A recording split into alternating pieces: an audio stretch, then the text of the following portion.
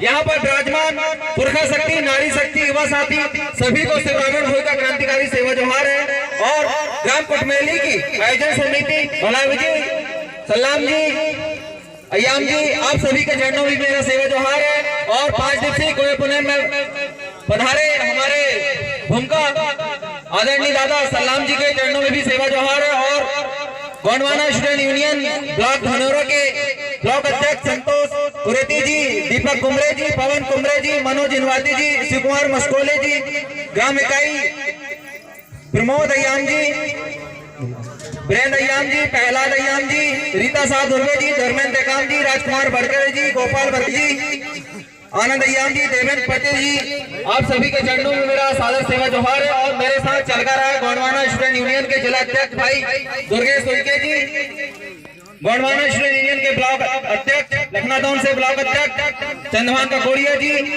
रविंद्र मरावी जी, गोपाल जी, आप सभी के चरणों में मेरा सेवा जोहार है। और इस कार्यक्रम में मुझे बुलाने का अवसर देने वाले भाई शैलेंद्र टेकाम जी, जो कि लगातार पूरे क्षेत्र में लगातार संघर्ष कर रहे हैं और गोंडवाना की बात जगह जगह तक पहुंचाने का काम कर रहे हैं। साथियों, अपनी बात शुरू करने से पहले कुछ चंद लाइनें आपके बीच में पेश करूंगा। न मुस्कुराने को जी चाहता है, न आंसू बहाने को जी चाहता है। न मुस्कुराने को जी चाहता है, न आंसू बहाने को जी चाहता है। करूँ तो क्या करूँ तेरी याद में दादा मरकाम, बस तेरे गोंडवाना समग्र विकास क्रांति आंदोलन को जन जन तक पहुँचाने को जी चाहता है, जन जन तक पहुँचाने को जी चाहता है।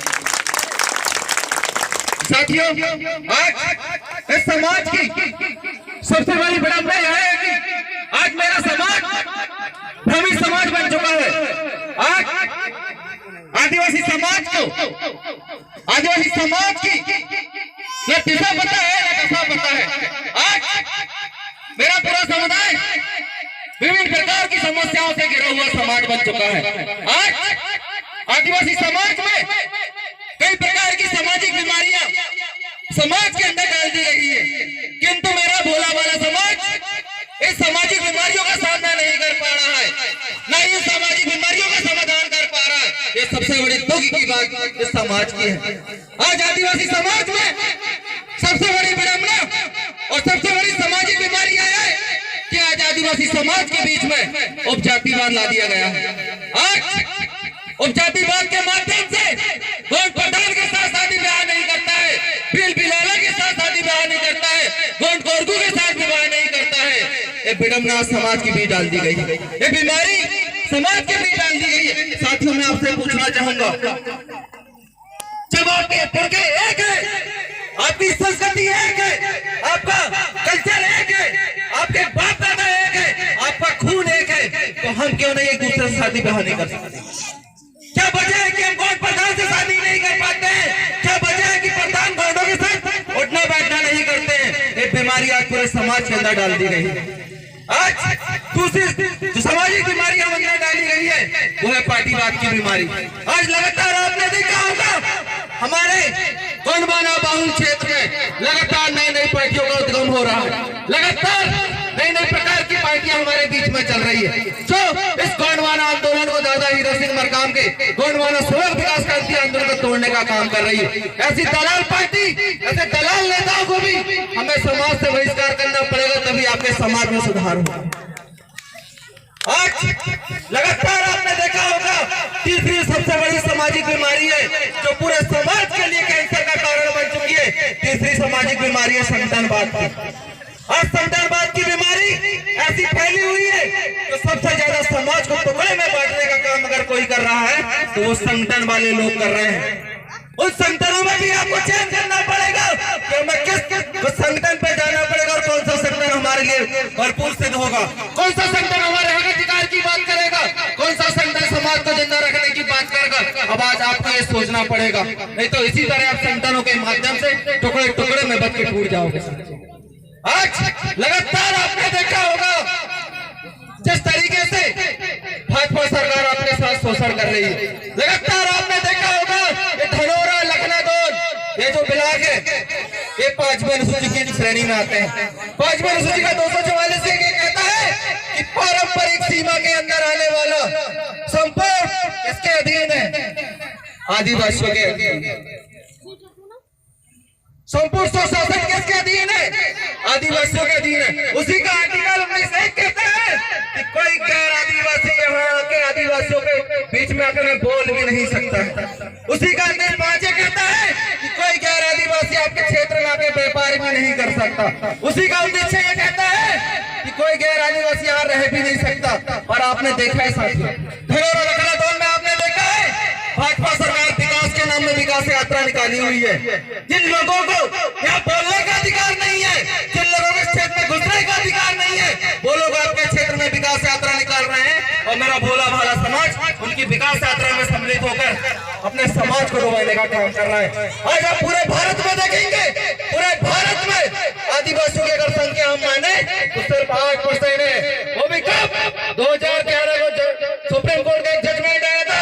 सुप्रीम कोर्ट ने कहा था कि इस देश का 8% आदिवासी इस देश का क्या है? मालिक है। क्या आप मालिक हो?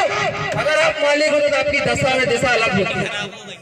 अगर आप मालिक होते तो आपकी दशा और दिशा अलग होती। पर आज आपकी दशाएं देखिए साथियों, आज पूरे भारत में मात्र 8% आदिवासी बचा हुआ है। आज हमें संस्कृति से ज्यादा, जल जंगल जमीन से ज्यादा समाज को जिंदा रखना पड़ेगा साथियों। समाज को जिंदा रखना पड़ेगा।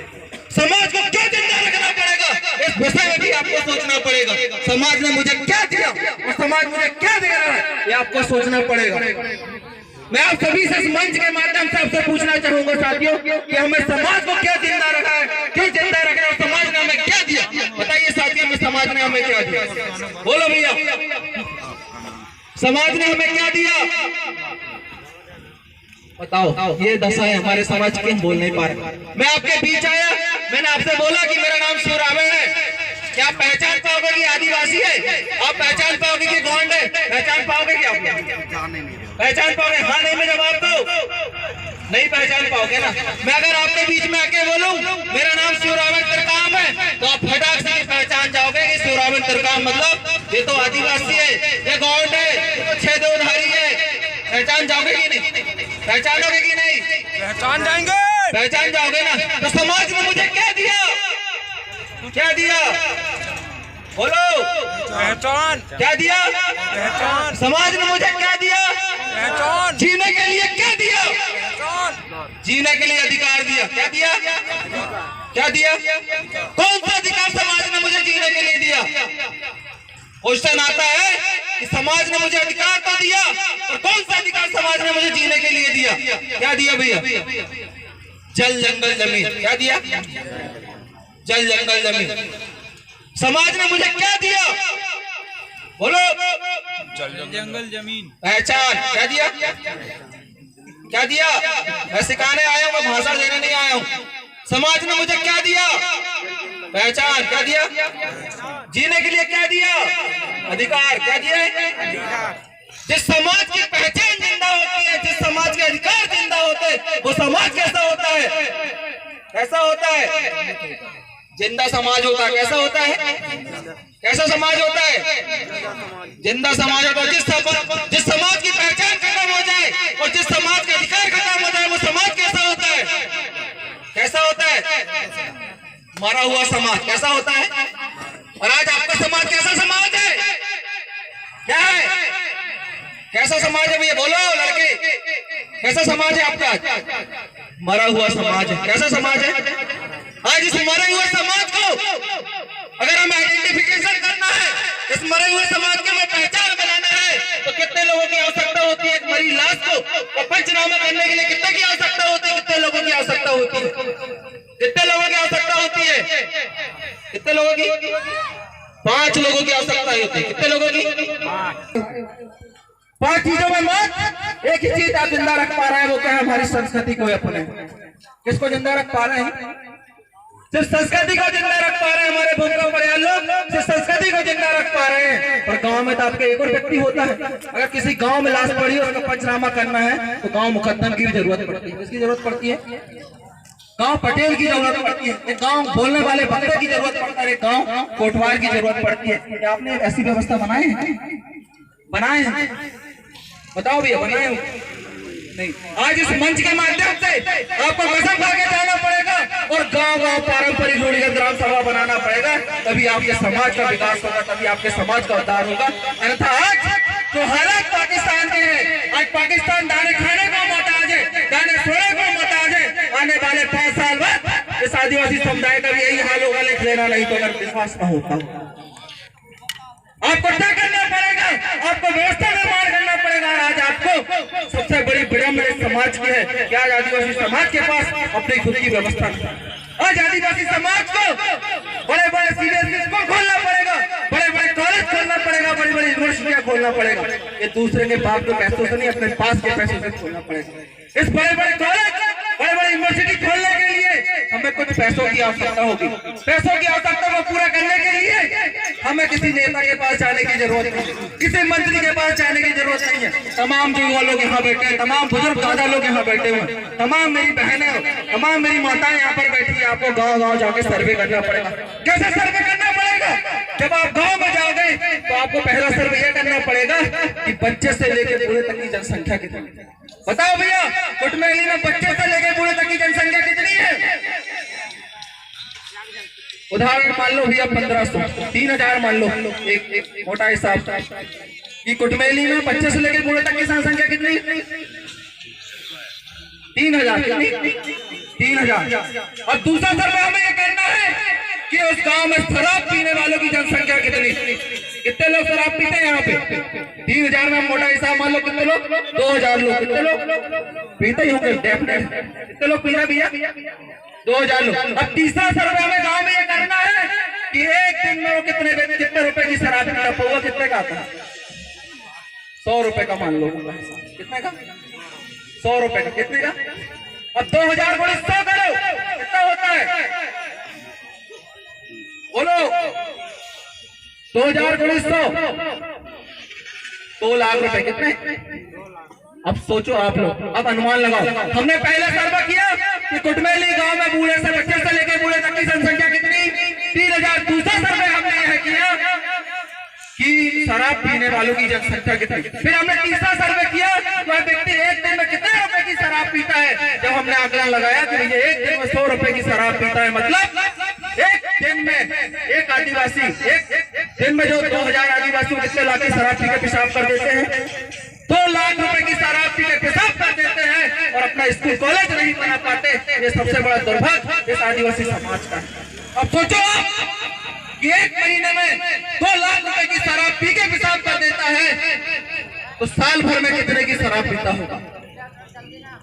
पूरे साल भर में अरबों की शराब पी के आदमी पेशाब कर देता है और अपना स्कूल नहीं बना सकता, अपने कॉलेज नहीं बना सकता।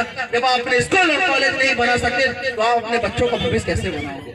ये दिमाग में वैसा डालना पड़ेगा, अन्यथा आज समाज के साथ जो विडंबनाएं घट रही है, आज आदिवासी समाज को जिस तरीके से गुमराह कर रहा है, आज आपके बीच में बेशक कानून नाम का एक कानून लाया है, ऐसा एक नाम में एक कानून लाया है जिसके माध्यम से वो लोग गांव-गांव टेम्परेरी ग्राम सभा बना रहे हैं। गांव-गांव टेम्परेरी ग्राम सभा के माध्यम से जो आदिवासियों के मद का जो पैसा है, अनुच्छेद 275 का, अनुच्छेद 275 का जो बजट एक गांव के आदिवासियों के लिए 1000 करोड़ रुपए आता है, उस बजट को लूटने के लिए ये लोग ऐसा कानून के माध्यम से गांव-गांव में टेम्परेरी ग्राम सभाएं बना रहे हैं। उसके बाद अभी बीच में एक प्रस्ताव आया, एक नया कानून और बना, समान नागरिकता संहिता।